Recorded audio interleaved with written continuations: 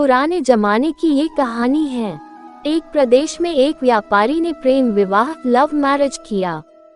हालांकि तब प्रेम विवाह करना कोई छोटी या आम बात नहीं थी, लेकिन फिर भी व्यापारी और उसकी प्रेमिका, जो अब उसकी धर्मपत्नी बन चुकी थी, उनका सच्चा प्रेम देखकर लोगों ने उन्हें स्वीकार कर लिया और लोग उनके प्यार की मिसाल देने लगे थे।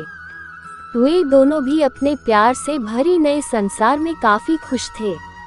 लोग ये देखकर हैरान रह जाते कि उन दोनों में कभी किसी वस्तु या विषय को लेकर कभी झगड़े नहीं होते थे। व्यापारी और उसकी पत्नी ने अपनी प्यार की रोशनी सदा रोशन रहे, इसलिए एक नियम बनाया था। उन दिनों लोग रात को छतों पर मशाल जलाया करते थे ताकि घर आंगन में उजाला रहे और सोने के समय उन्हें बुझा देते। प्रेमी जोड़े ने तय किया था कि वे जब तक साथ रहेंगे तब तक उनके घर की मशाल जलती रहेगी। अब रात होते ही पूरे प्रदेश में अंधेरा हो जाता, लेकिन एकमात्र इस व्यापारी का घर रोशनी से जगमगाता। इस प्रदेश का राजा एक बड़े से महल में रहता था। हर रात को सोने से पहले वो अपनी रानी के साथ महल के छत पर जाकर आसमान के नज़ारे देखता था। एक बार जब राजा अपनी रानी के साथ छत पर चांद सितारे देख रहा था, तब दोनों की नज़र व्यापारी के जगमगाते घर पर पड़ी। राजा और रानी दोनों ही उसके बारे में चर्चा करने लगे। राजा ने कहा, इस प्रेमी जोड़े में पति समझदार है, इसलिए उनका साथ अच्छे से चल रहा है। रानी राजा से सहमत नहीं थी। रानी का कहना था, जरूर पत्नी ही ज्यादा समझदार होगी और वह पति के और उसके घर वालों की गलतियों को नजरअंदाज कर देती होगी। इसके बिना उनके परिवार का इतने अच्छे से चलना संभव नहीं है। राजा रानी की चर्चा बहस में और फिर बाद में झगड़े में बदल गई।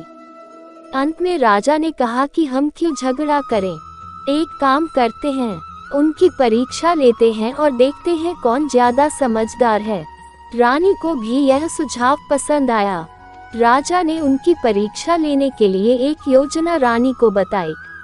अगले दिन योजना के मुताबिक रानी ने व्यापारी के घर एक स्त्री को भेजा। वह स्त्री व्यापारी के पास गई और उससे बोली, मैं तुम्हारे लिए रानी का एक संदेश लेकर आई हूँ। वो स्त्री संकोच करते हुए व्यापारी से बोली कि रानी को तुम बहुत पसंद आ गए हो।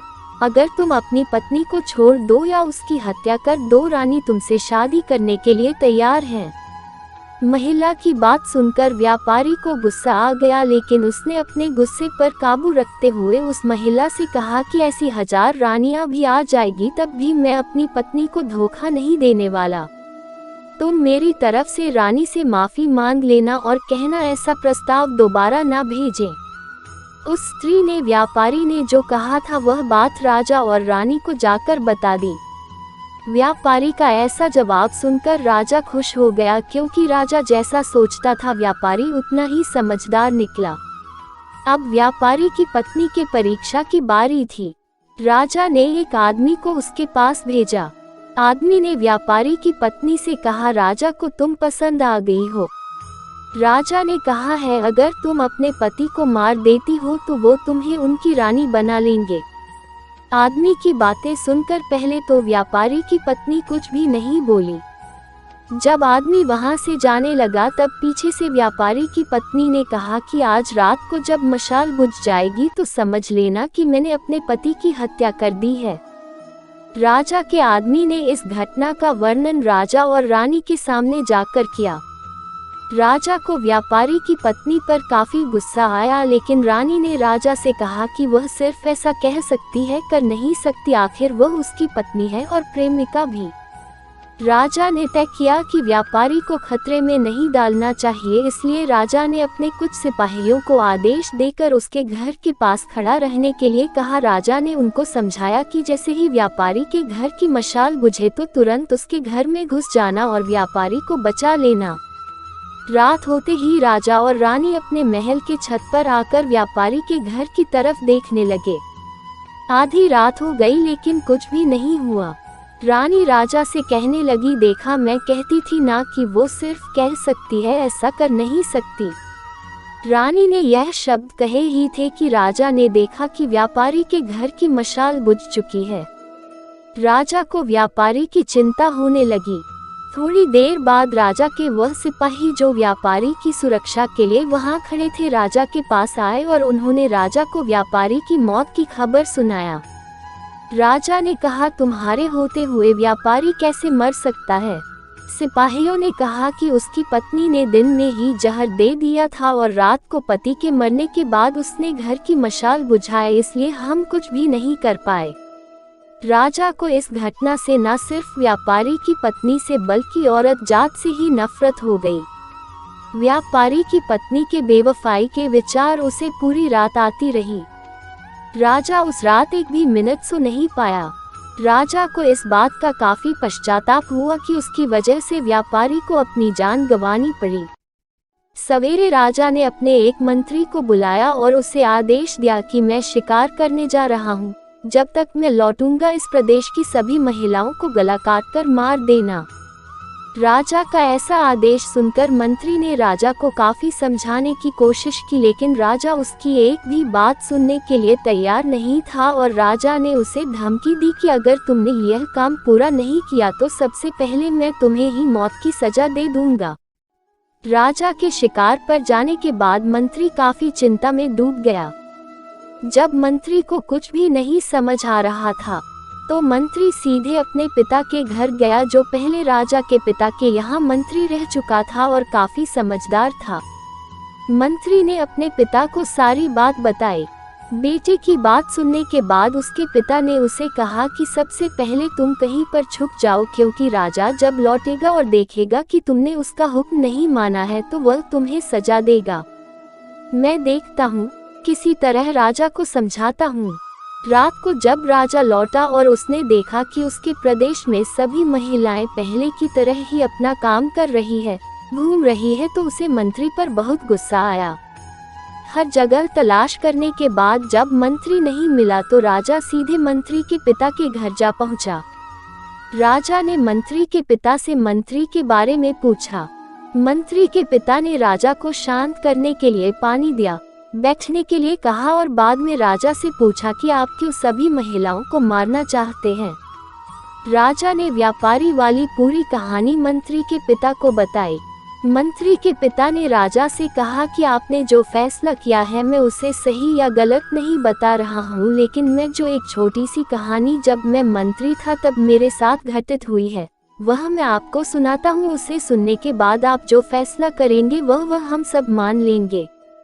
मंत्री के पिता ने कहा, एक दिन मैं जंगल से गुजर रहा था। अचानक एक नकाबपोश घोड़े पर सवार होकर आया और मुझे बंदी बनाकर घसीटते हुए कब्रिस्तान लेकर गया। वह मुझे एक कब्र के पास लेकर आया। वहां पर पहले से एक कब्र खुदी हुई थी और एक सरकटा आदमी उस कब्र में था। उस नकाबपोश ने मुझे उस कब्र में मिट्टी डालने के लिए कहा। जब मैंने कब्र को पूरी तरह मिट्टी से ढक दिया तब उसने मुझे बाजू में एक और कब्र खोदने के लिए कहा। मुझे लगा यह दूसरी कब्र मेरे लिए ही खोदी जा रही है। कब्र पूरी तरह तैयार होने के बाद उस नकाबपोश ने अपने चेहरे से नकाब हटाया तो मैं देखकर चौंक गया, क्योंकि वह एक बहुत ही सुंदर महिला थी। उसने मुझे कहा कि तुम डरो मत, यह कब्र तुम्हारे लिए नहीं है बल्कि यह कब्र मेरे खुद के लिए है। अभी अभी जो तुमने इस सरकटे आदमी को दफन किया है वह मेरे पति है, जिसे एक राजकुमार ने मुझे पाने के लिए मेरे पति की हत्या कर दी और मैंने बदला लेने के लिए उसे मार दिया। मैं अपने पति से बहुत ज्यादा प्यार करती हूँ, इसलिए मैं इस जन्म में जिंदा नहीं रहना चाहती और उनके कब्र के बाजू में मरकर दफन होना चाहती हूँ ताकि अगले जन्म में फिर से उनसे मिल सकूं। इतना कहकर उस महिला ने अपनी गर्दन पर चाकू रखकर गर्दन काट ली और उस कब्र में गिर पड़ी। मेरे पास कोई दूसरा उपाय नहीं था। मैंने उसे दफन किया और अपने घर वापस लौट आया। महाराज, आपने जिस घटना को देखा है उसमें एक महिला ने धोखेबाजी की है, लेकिन मैंने जो कहानी सुनाई है, मैंने जिस घटना को अनुभव किया है उसमें एक महिला ने अपने पति के प्यार में अपनी जान दे दी। अब आप ही बताएं महाराज, अगर एक महिला बेवफा निकली तो क्या सभी महिलाएं बेवफा होगी? एक महिला के किए की सजा सभी महिलाओं को देना क्या उचित होगा? राजा को बूढ़े मंत्री की बात अच्छी तरह से समझ में आ गई और उसने सभी महिलाओं को मारने का ख्याल अपने मन से निकाल दिया। दोस्तों, यह कहानी हमें समझाती है कि दुनिया में भिन्न भिन्न तरह के लोग हैं, भिन्न भिन्न तरह के उनके विचार हैं और उतने ही अलग तरह के सबके व्यवहार हैं। हम एक आदमी का व्यवहार देखकर बाकी सब के लिए कोई फैसला नहीं कर सकते। आज के दौर में यह बात बहुत अच्छी तरह से सबको समझनी चाहिए, क्योंकि आजकल ऐसा होता है कि जब कोई प्यार में धोखा खाता है तो वह सभी औरतों को या फिर सभी पुरुषों को नफरत की दृष्टि से देखने लगते हैं, सभी को एक ही तराजू में तौलने लगते हैं। आपके इस कहानी के बारे में क्या विचार है, जरूर बताइएगा। और कहानी अच्छी लगी हो तो लाइक शेयर करना ना भूलें और चैनल को सब्सक्राइब अवश्य कर दें। धन्यवाद।